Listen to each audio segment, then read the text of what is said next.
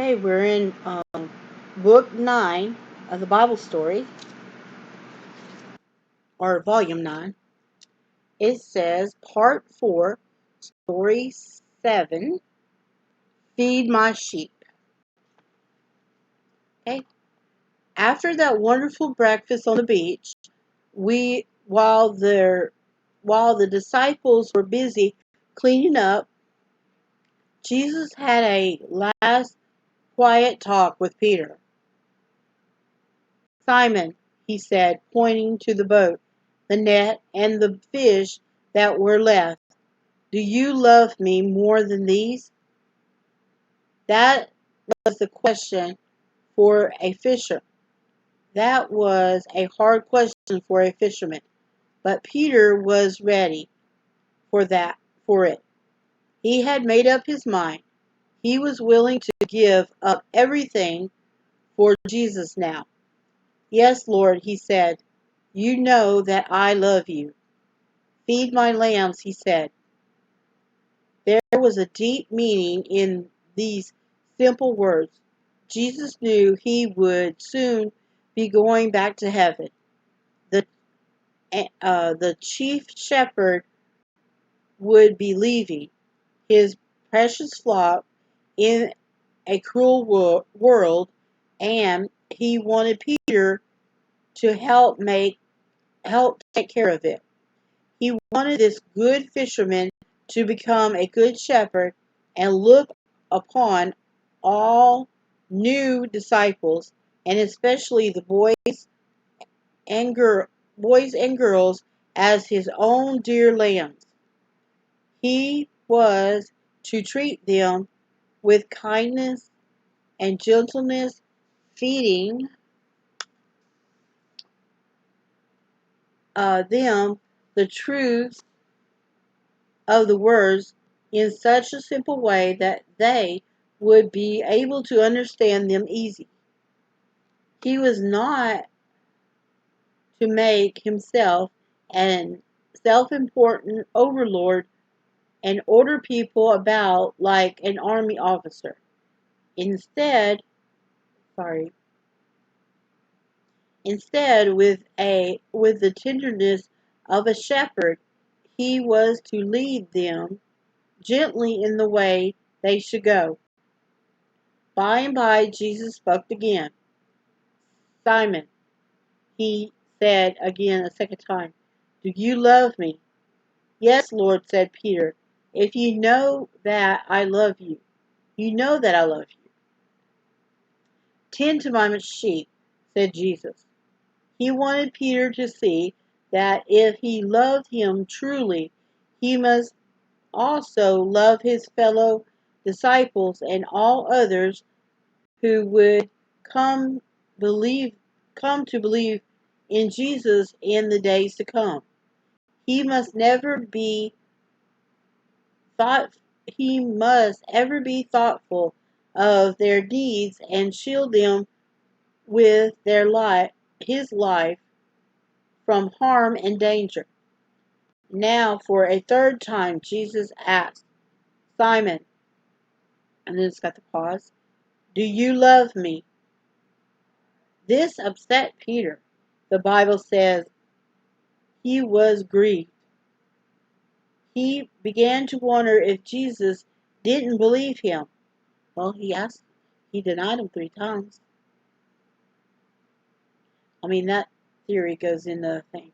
But let me get back here. Why had he asked the same question 3 times? "Lord, you know everything," he said. He replied, "You know that I love you." It was a good answer, and Jesus loved him the more for saying it. He was sure now that Peter would be a good shepherd, and he was. In fact, Peter never forgot this last request Jesus made of him by the Sea of Galilee, to feed his lamb and his sheep. Nearly 30 years later, while he wrote his first episcopal his first epistle to the Gentile Christians of Asia Minor, Peter urged all church pastors to be good shepherds too, an example to their flocks. Feed the flocks of God which is among you, he said to them, taking the oversight thereof, not by constraint, but willing, not by filthy lecture, but of a ready mind, neither as being lords over God's inheritance, but being in examples to the flock. And when the chief shepherd shall appear, they shall remember a crown of glory that fadeth not away. Okay. I got a question too. Okay, I don't understand. Okay, but it's simple, but it's not. Okay, get back. But before Jesus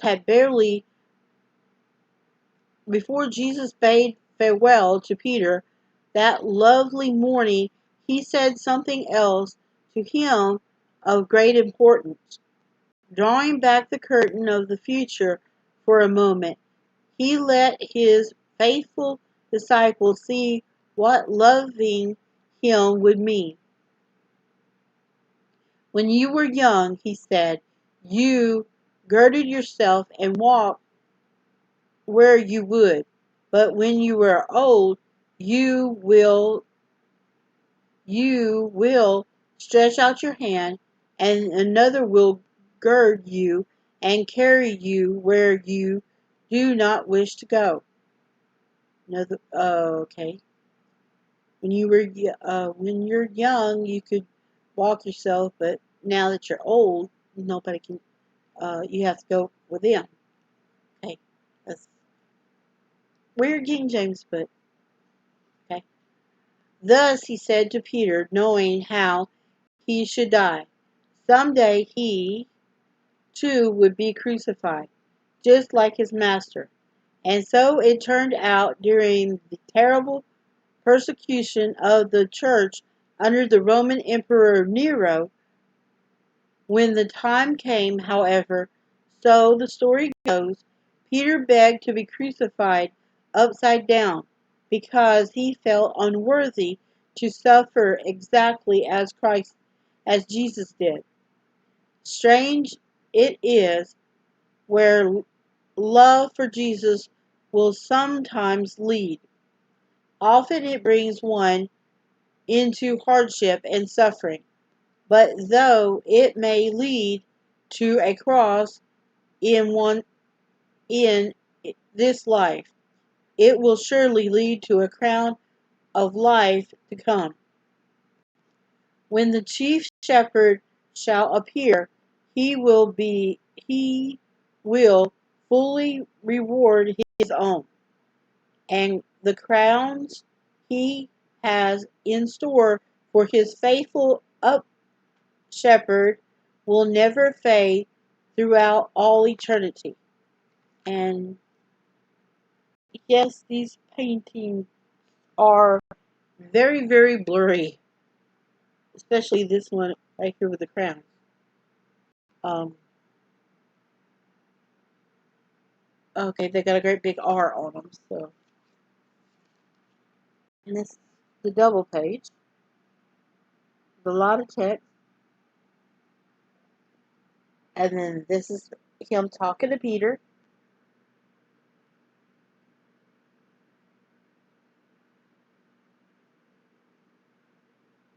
And then illustration of Jesus giving the crowns out. And see how blurry it is? That's the printing of the book. All these books are all of them are printed like that. Okay, that was part 4, story 7. It's time for the break. So I'm going to take the break. And then we only got